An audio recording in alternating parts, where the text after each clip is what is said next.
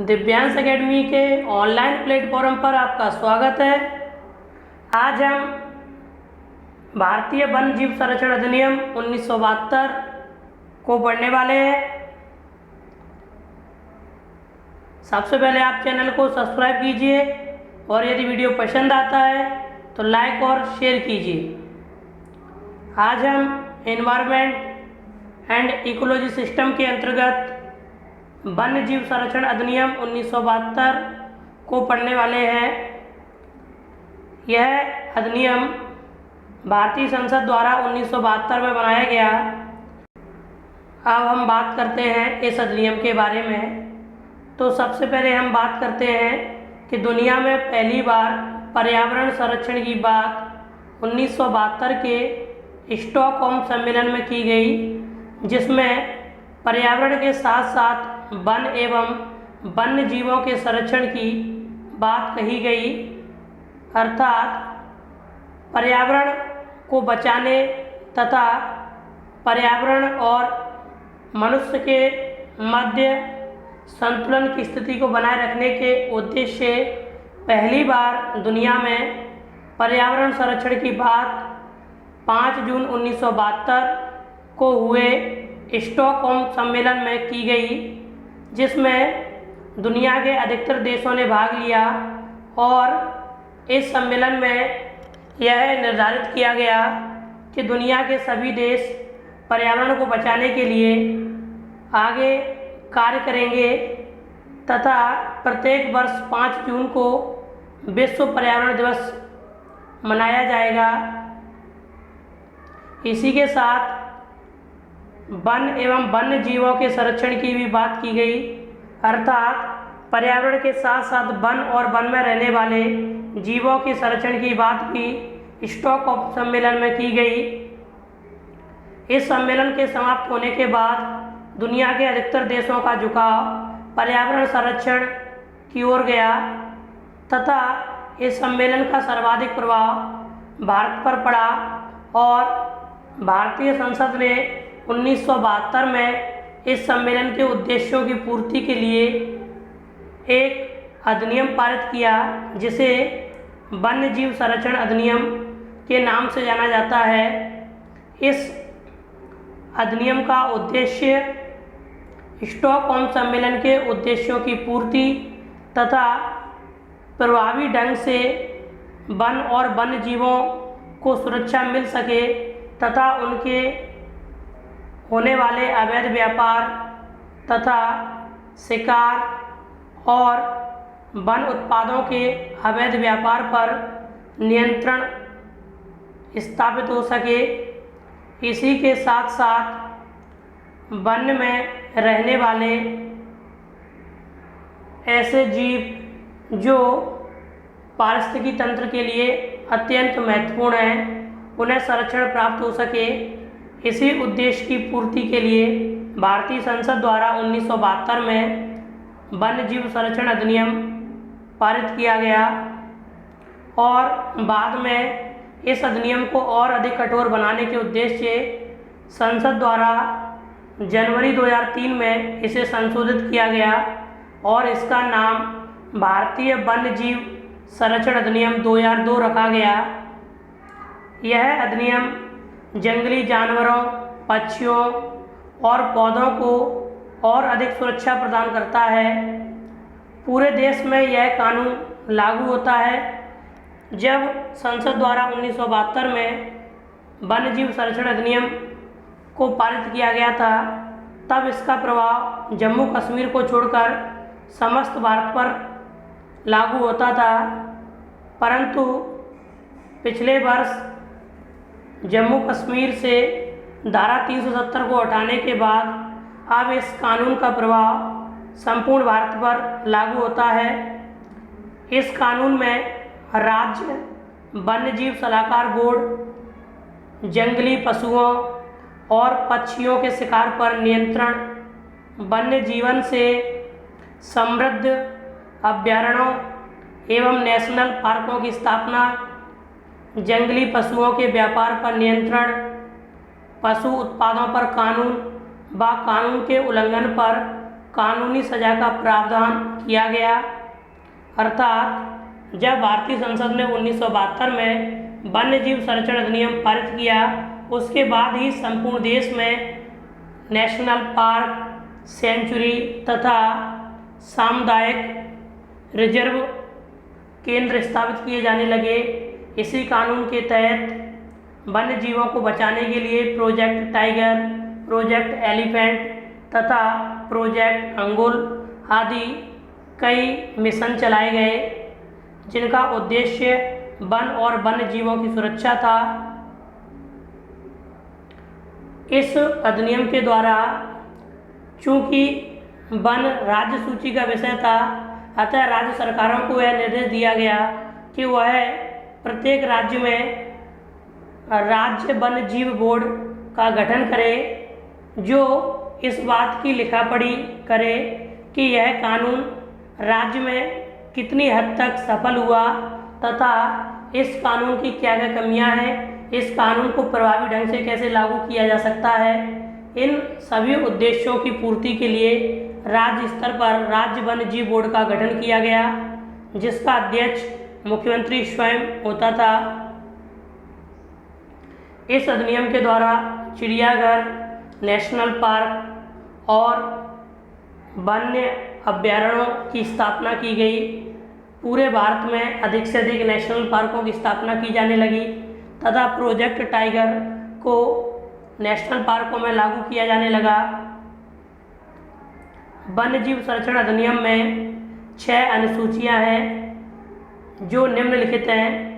अनुसूची 1 में शामिल जीवों को पूरी सुरक्षा प्रदान है तथा इनके शिकार तथा किसी भी प्रकार के नुकसान पहुंचाने पर कठोर दंड और सजा का प्रावधान है। अर्थात इस अनुसूची में शामिल जीवों को इस अधिनियम के द्वारा पूरी सुरक्षा प्रदान है तथा इन्हें किसी प्रकार का नुकसान पहुंचाने पर कठोर सजा व जुर्माने का प्रावधान है। इसमें कुल 43 वन्य जीव शामिल हैं, जिनमें मुख्य रूप से जंगली सुअर, हिरण, बंदर, भालू, चिंकारा, तेंदुआ, लंगूर, भेड़िया, लोमड़ी, डॉल्फिन, जंगली बिल्ली, बारहसिंगा, बड़ी गिलहरी, गैंडा, पेंगोलिन, रीछ, हिमालय पर पाए जाने वाले जानवर इस सूची में शामिल है तथा इन्हें नुकसान पहुंचाना या इनका शिकार करना पूर्णतः प्रतिबंधित है और ऐसा करने पर कठोर दंड और जुर्माने का प्रावधान किया गया है। इस अनुसूची के भाग 2 में सरीसृप और जलीय जंतुओं को शामिल किया गया है। उपरोक्त जीवों का शिकार पूर्णतः प्रतिबंध है। इन जीवों को इस अधिनियम के तहत पूर्ण सुरक्षा प्रदान है। इस अनुसूची में संरक्षण प्राप्त प्रमुख वन्य जीव निम्नलिखित हैं, जैसे नंबर 1 शेर, बाघ, हाथी, चीता, लाल पांडा, जंगली भैंसा, भेड़िया, हंगोल, हिम तेंदुआ, जंगली गधा, जंगली याक, घड़ियाल आदि। अर्थात इन जीवों को किसी प्रकार का नुकसान पहुंचाना या शिकार करना पूर्णतः प्रतिबंधित है। अब अनुसूची 2 की बात करें तो इस अनुसूची में शामिल वन्य जीवों को भी इस अधिनियम के द्वारा पूर्णतः सुरक्षा प्रदान है और इनका शिकार पूरी तरह से प्रतिबंधित है। ऐसा करने पर कठोर दंड और जुर्माने का प्रावधान किया गया है। इस अनुसूची के अंतर्गत असमी बानर, बंगाल सेही, लंगूर, मैकॉक बंदर, जंगली कुत्ता, गिरगिट, छिपकली, उड़न गिलहरी, गीदड़, मूसक, जो चट्टानी मूसक होते हैं आदि जीवों को शामिल किया गया है और इनका शिकार करना पूर्णतः प्रतिबंधित है। अतः अनुसूची 1 और अनुसूची 2 में शामिल जीवों को इस अधिनियम के द्वारा पूर्णतः सुरक्षा प्रदान की गई है और इनका शिकार करना पूर्णतः प्रतिबंधित है। अब बात करते हैं अनुसूची 3 की। इस अनुसूची में शामिल वन्य जीवों को इस अधिनियम के द्वारा संरक्षण तो प्रदान किया गया है, लेकिन इसमें आने वाले जानवरों और पक्षियों के शिकार पर दंड बहुत कम है। अर्थात इस श्रेणी के वन जीवों के शिकार पर नरमी बरती गई है, जिसमें दंड और जुर्माना भी कम घोषित किया गया है।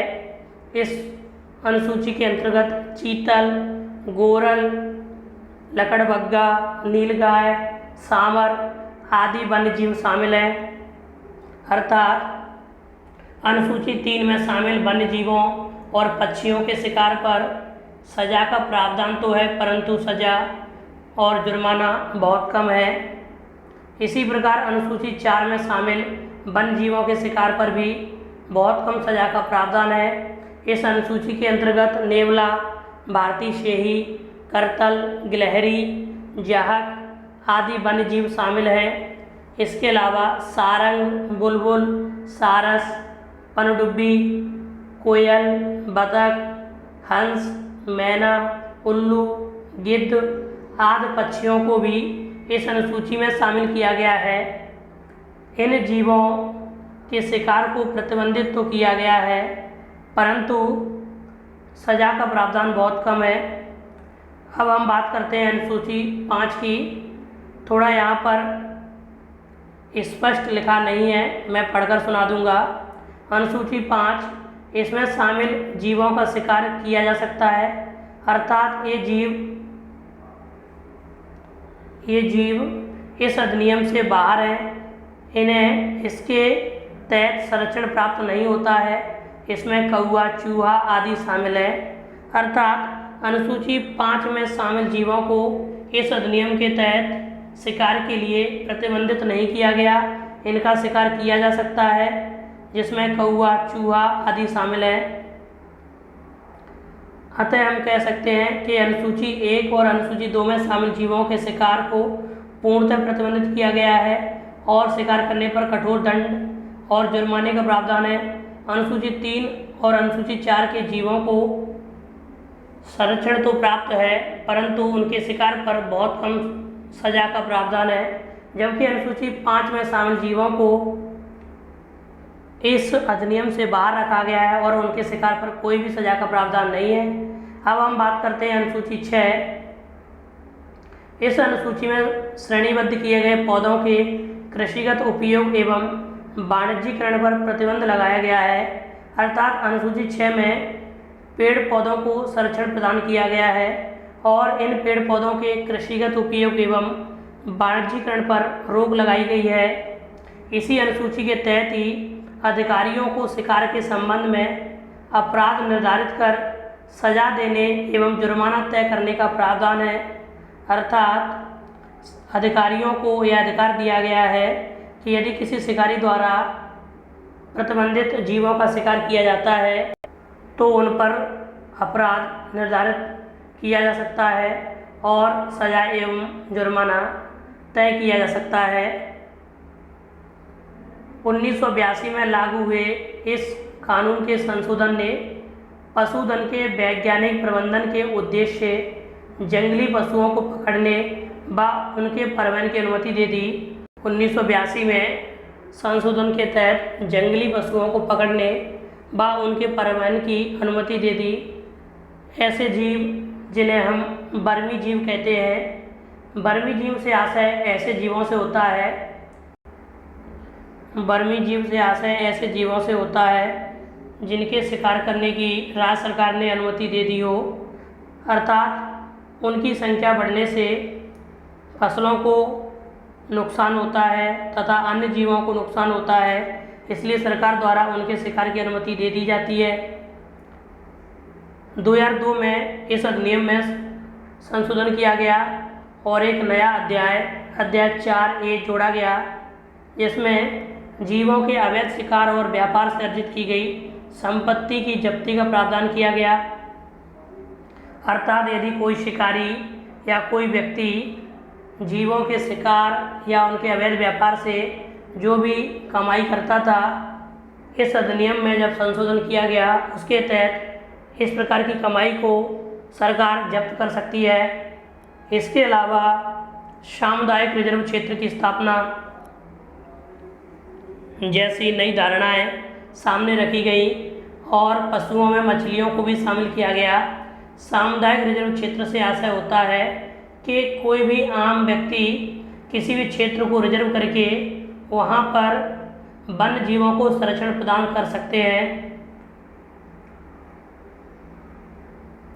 इस अधिनियम को 2006 में पुनः संशोधित कर इसमें अध्याय 4B और 4C जोड़े गए, अर्थात वन्य जीव संरक्षण अधिनियम में 2002 में संशोधन किया गया, 2006 में संशोधन किया गया और 2013 में संशोधन किया गया। 2013 में इस कानून को पुनः संशोधित किया गया।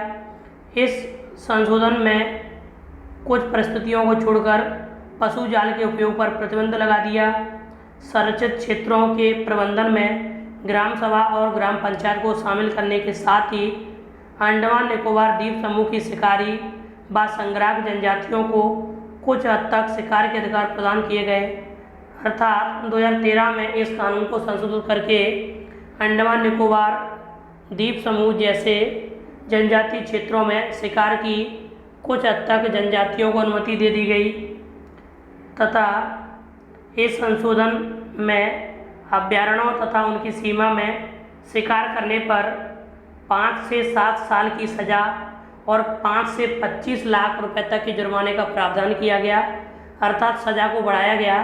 पहले सज़ा 3 से 7 साल की हो सकती थी और जुर्माना 10,000 रुपये तक का हो सकता था।